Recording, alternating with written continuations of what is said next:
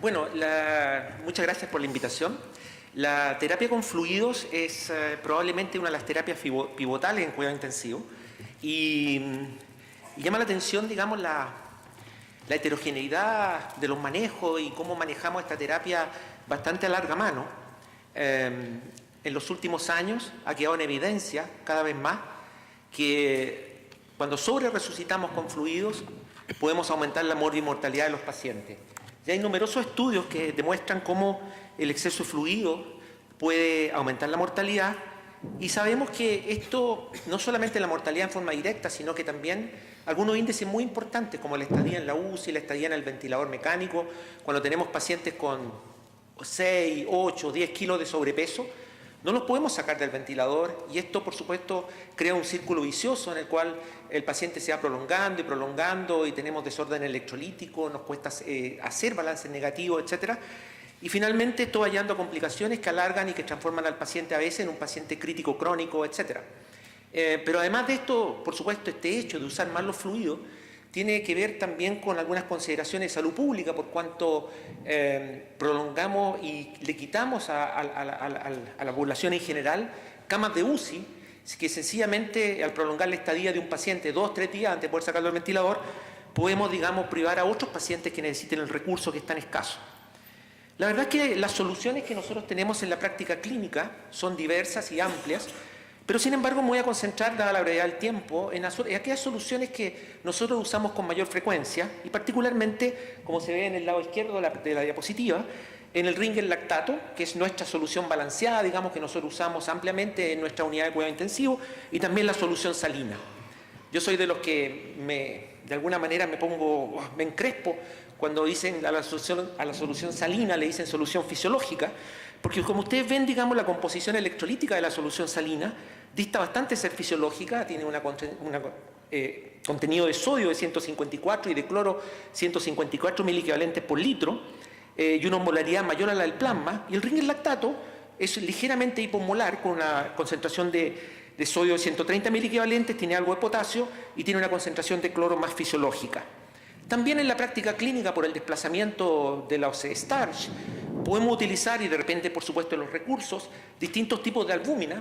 Las albúminas comerciales, la albúmina al 20 y al 5%, tienen el defecto, digamos, que tienen en el fondo una concentración de sodio muy parecida a la solución salina, es decir, 154 miliequivalentes de sodio, cosa que nos pesa a veces en el manejo de los pacientes, pero existe la posibilidad en forma artesanal, digamos, en cada unidad, de diluir estos frascos de albúmina al 20, por ejemplo, en solución de agua destilada o glucosa, y bajar a concentración al 4, lo cual baja bastante la concentración de sodio, que es una de las cosas que uno quiere, digamos, cuando va a usar albúmina. Desde el punto de vista del manejo, nosotros podríamos dividir el shock séptico, digamos, en 2 etapas que son bastante distintas. Lo que podríamos llamar la disfunción circulatoria inicial, cuando el paciente ingresa a las unidades de emergencia, cuando recién empezamos la reanimación, donde en realidad nos podemos manejar con parámetros bastante simples. A esa altura el partido, digamos, predomina básicamente la hipovolemia y cierta pérdida de tono al principio, y la disfunción circulatoria persistente cuando fracasa la reanimación inicial, donde los pacientes se agregan en el shock séptico característicamente otros mecanismos patogénicos envolventes como depresión miocárdica, vasoplegia, disfunción microcirculatoria, endotelial, etc. Cuando hablamos de fluidos, la verdad es que en la resucitación inicial hay bastante consenso que los pacientes, la mayoría de ellos, llegan con hipovolemia real o relativa, y la recomendación de la campaña sobre la sepsis de iniciar probablemente al principio un bolo de fluido de entre 5, 10, 20 o 30 ml por kilo inicialmente, la verdad es que es una recomendación que tiene cierto sentido fisiológico, pero sin embargo cuando los pacientes ya evolucionan hacia una disfunción circulatoria persistente debemos ser bastante más cuidadosos y probablemente en la segunda fase de la resucitación con fluidos, cuando el paciente ya llega a terapia intermedia o intensivo, debemos usar marcadores o criterios mucho más fisiológicos para manejar esto. Existen bastantes mitos con los fluidos. En el shock séptico, por ejemplo, los perfiles con los cuales llegan los pacientes, los fenotipos clínicos de presentación inicial, pueden marcar bastante lo que podemos hacer con los fluidos o no. Como se ve ahí, digamos, si un paciente llega con presiones diastólicas amputadas y con una presión de pulso relativamente conservada, podemos decir, digamos, que lo que está predominando, especialmente si hay taquicardia, tenemos presiones diastólicas de 30, una vasoplegia muy profunda, donde es imposible solucionar ese tipo de hipotensión con fluidos. Si el paciente además está permeado, como pasa en el shock séptico, gran parte de estos fluidos podemos dar 6, 8, 10 litros y nunca vamos a subir la presión diastólica ni la vasoplegia, digamos, y vamos a encharcar al paciente. De modo que probablemente ahí no hay un rol para fluidos tan intensos, sino que uno debiera usar vasopresores precoces. Sin embargo, cuando lo que uno ve, el perfil, es un stroke volume bajo, una presión de pulso baja, probablemente refleja un bajo stroke volume, y si demostramos que el paciente está precarga dependiente, sí hay un rol para los fluidos en la forma de cargas de volumen para subir el stroke volume en ese contexto.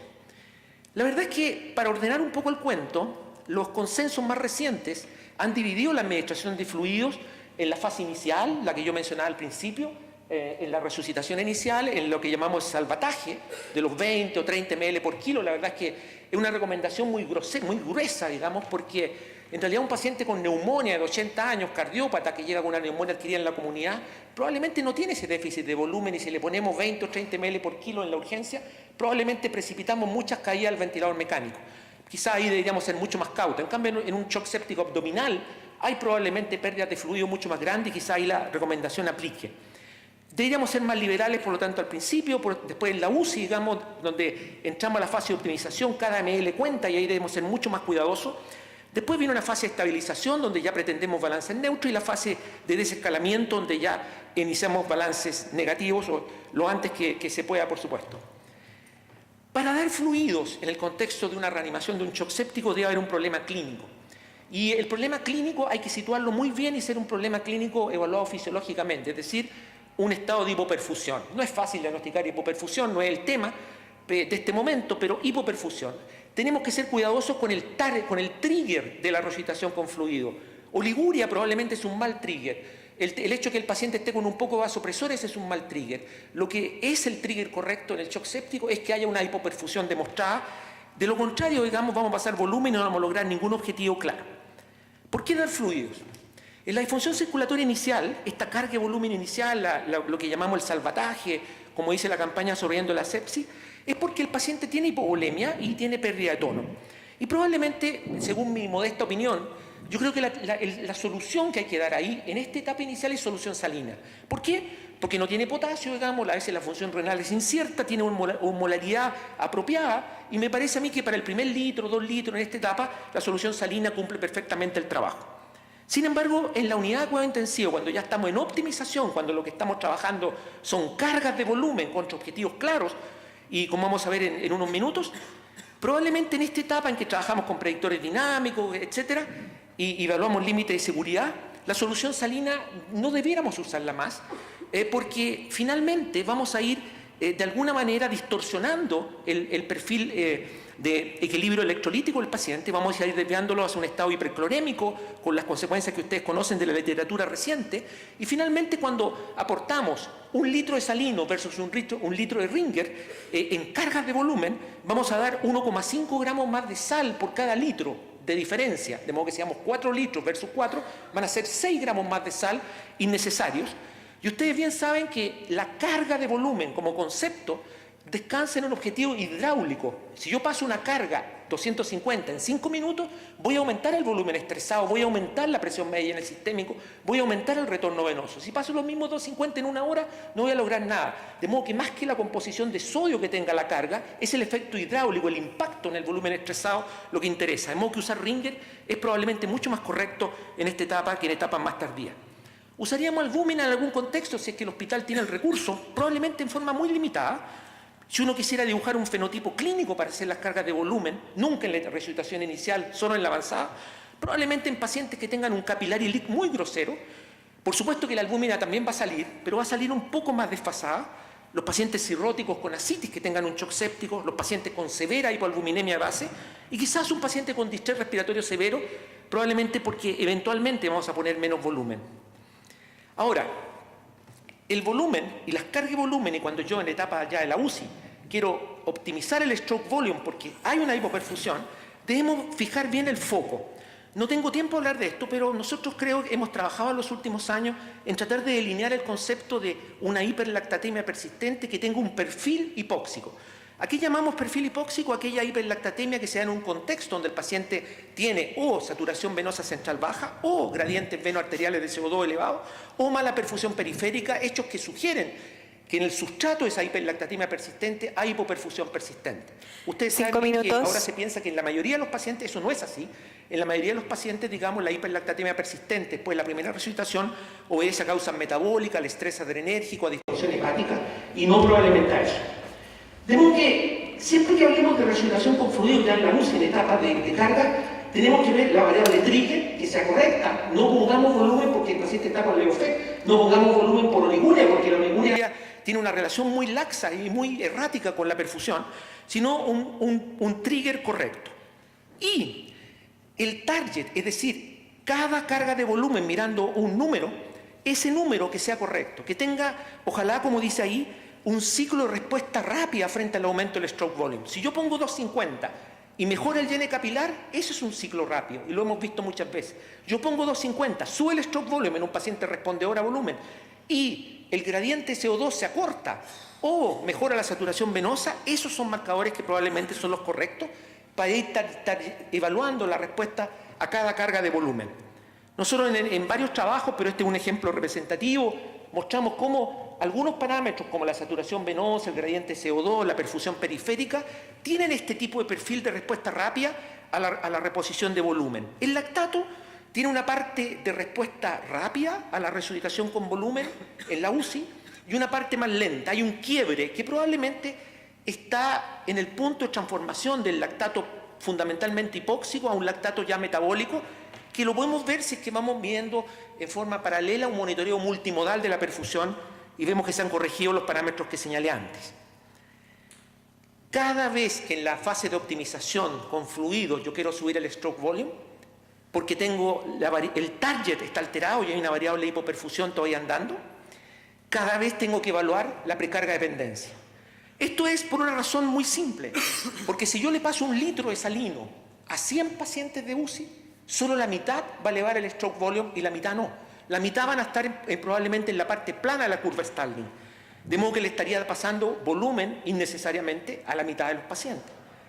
De modo que yo tengo que identificar o acercarme a identificar si el paciente está en esta parte de la curva Stalling o en esa parte de la curva Stalling. Si está en esa parte de la curva Stalling, y eso es lo que trato de predecir con los predictores dinámicos, probablemente, digamos, el volumen no va a ser nada bueno, sino que probablemente lo va a perjudicar. No quiero entrar en esto, pero actualmente existe una gran variedad de test para hacer predictores dinámicos. No se pueden hacer en todos los pacientes, pero ya no es un obstáculo que el paciente no esté en ventilador mecánico, ya no es un obstáculo que esté en FA. Existen test de distinto tipo. Nosotros tenemos un algoritmo que aplicamos para tratar de llegar a este punto. Esta me parece que es la diapositiva clave para la optimización de fluidos en la etapa ya después del salvataje inicial.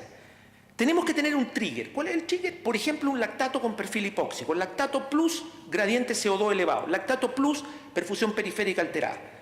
Evaluamos la precarga dependencia, está precarga dependiente, está en esta parte de la curva Stalling. Ponemos 250 volumen en 15 minutos y evaluamos si el target se corrigió. Si no se corrigió, vamos a la medida de seguridad. Nosotros usamos la PVC. Si la PVC aumenta más de 5, quiere decir que el paciente no tolera bien el volumen. Si eso no es así, evaluamos de nuevo la precarga dependencia. Esto toma un tiempo, hay que tener paciencia, hay que estar en el box del paciente, tal como lo hacemos cuando un paciente con distrés hace una falla respiratoria y lo pronamos, lo reclutamos. El paciente shock séptico es un ciudadano de primera categoría, igual que ese, por lo tanto, démonos el tiempo y hagamos esto. Cosas inciertas. La verdad es que uno se pregunta todas las diferencias entre la solución en cuanto al impacto en el volumen estresado, el retorno venoso, etc.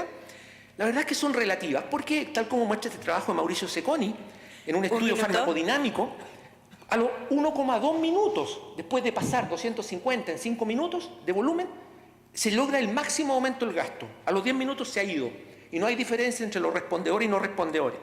Uno se pregunta a veces, ¿por qué los pacientes, si uno pasa 2 o 3 cargas y mejora el stroke volume, aunque se vaya el impacto, los pacientes se mejoran? Porque probablemente, pienso yo, esto es una opinión personal, la reperfusión es un fenómeno on-off y estoy tratando la sepsis también, por lo tanto yo ya reperfundí y que de hecho me baje un poco, ya no importa, porque uno reperfundió un territorio que está alterado. Y también otra pregunta que respondió Mauro Secconi recientemente es cuánto es el volumen mínimo que puedo poner en una carga. Y él hizo un estudio farmacodinámico, un estudio en que aplicó 1 ml, 2 ml, 3 ml o 4 ml por kilo en 5 minutos de volumen. Y vio, digamos, que si él aplicaba 1 ml por kilo, el 20% de los pacientes respondían aumentando el gasto cardíaco más de 10%. En cambio, si ponía 4 ml por kilo, el 63% de los pacientes respondían. De modo que, les pido disculpas por lo rápido que tuve que ir, pues son 15 minutos, pero a mí parece que lo primero, antes de poner volumen en la etapa de optimización, en la etapa post-resucitación inicial, es detectar si hay un problema clínico, evaluar la variable trigger en forma correcta y aplicar las cargas de volumen con el esquema dinámico que sugerimos. Muchas gracias.